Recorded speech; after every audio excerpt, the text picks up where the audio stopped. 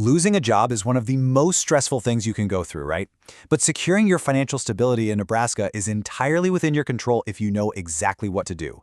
Welcome to This Explainer. Right now, thousands of people across the state are navigating unexpected job loss, but understanding these specific steps to correctly file for unemployment is absolutely crucial.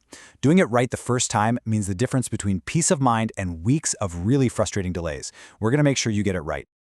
Okay, let's dive into this. Whether you are completely laid off or you just had your hours significantly cut back, the state provides a financial safety net designed to help bridge that gap for you. But, as you might guess, it's a system with some very specific rules you have to follow. Take a deep breath because we've got a clear game plan today. We're going to cover understanding benefits, preparing to file, the step-by-step process, what to expect after filing, maintaining eligibility, and finally, some essential tips and a disclaimer. All right, Section 1, Understanding Benefits. Are you actually eligible? Before we jump onto the state's website, let's figure out if you even qualify. Nebraska looks at your recent work history during what they call a base period. Basically, they look at the first 4 of the last 5 completed calendar quarters. During that time frame, you must have earned at least $5,440. They also want to see that those earnings were spread out a bit, meaning you need at least $1,850 in one quarter and $800 in another. If you hit those numbers, you pass the very first test. So who actually gets approved? Well, being out of work through no fault of your own, like if your company downsized, makes you eligible. Even if you had to quit for a compelling, documented health reason or to escape domestic violence, you might have what they consider good cause. But on the flip side, if you were fired for gross, intentional misconduct, like showing up to work under the influence, or if you just voluntarily walked off the job without a good reason, you're almost certainly going to be disqualified. If you do get approved, your weekly benefit is 50% of your average weekly wage from your highest paid quarter, capping out at a maximum of $582 a week for up to 26 weeks. It's really important to remember this isn't designed to totally replace your old salary. It's a bridge, but honestly, $582 a week can be an absolute lifeline when you're between opportunities. Moving right along to Section 2, Prepare to File. Let's gather your tools. Getting yourself organized before you even open your web browser is the secret to a totally smooth application. Getting this stuff together now prevents massive headaches later. Honestly, I'd highly recommend pausing this explainer right here to grab these specific items, especially your exact 18-month work history. Having your exact employment dates, company names, and addresses ready to go in a simple document will save you so much time. Oh, and definitely don't forget your bank routing and account numbers for direct deposit. Waiting on a paper check or a prepaid card just adds unnecessary waiting time to get your own money. Okay, Section 3, the step-by-step process. We're navigating NESWorks. Filing your claim online is going to take about an hour. And hey, government portals aren't exactly known for being fun and intuitive, right? But AnyWorks is your mandatory central hub for filing claims and looking for work.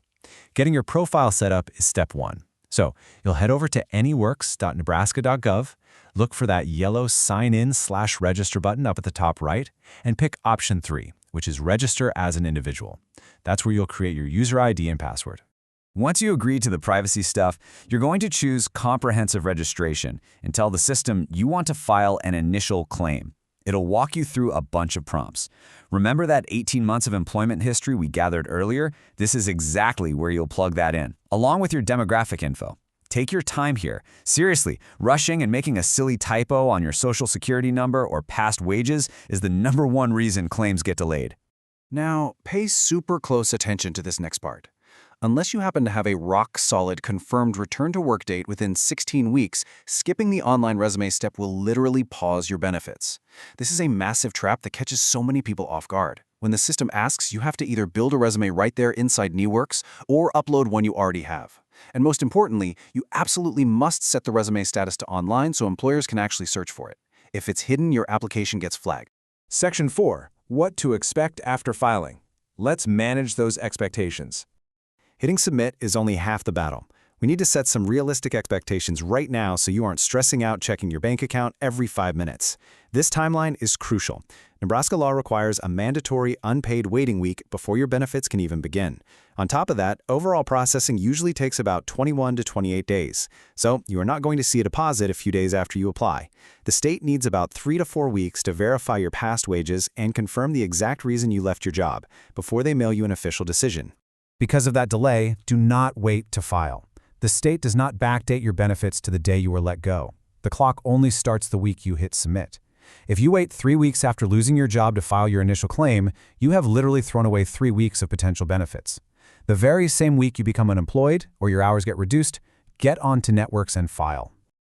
All right, Section 5, maintaining eligibility. Let's keep those benefits coming. You filed successfully. Awesome. But unemployment isn't a set-it-and-forget-it kind of deal. It requires you to actively participate. You must complete exactly 5 reemployment activities every single week to stay eligible. This isn't just a friendly suggestion. It's a strict legal requirement in Nebraska to prove that you are genuinely trying to get back into the workforce. Now, out of those 5 weekly activities, at least 2 of them have to be actual job applications for suitable work.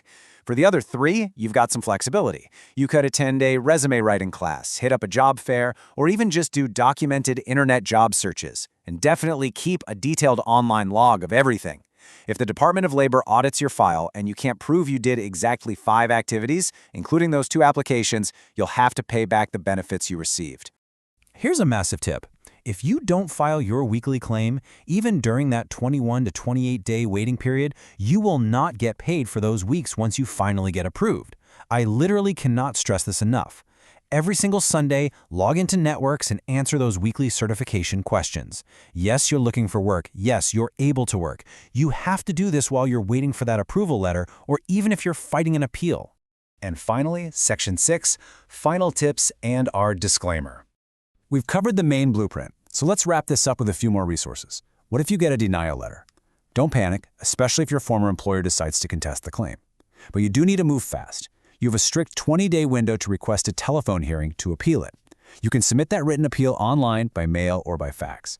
The hearing itself is pretty informal, done over the phone, and it gives you a chance to tell your side of the story to a neutral judge. But if you miss that 20-day deadline, the denial is final. No exceptions.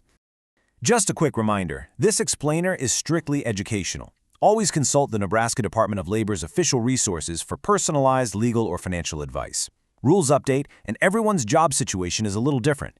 If you hit a technical glitch on the website or have really specific questions about your base period math, give their main claim center a call at 402-458-2500 or check them out online. Let's help each other out. Drop your own experiences and tips down in the comments below. As you navigate this whole transition, ask yourself, how can you use this pause, not just as a frustrating waiting period, but as a strategic pivot toward an even better career? The safety net is there to catch you, so how are you going to use it to bounce back even higher? Stay focused and take control of your next steps.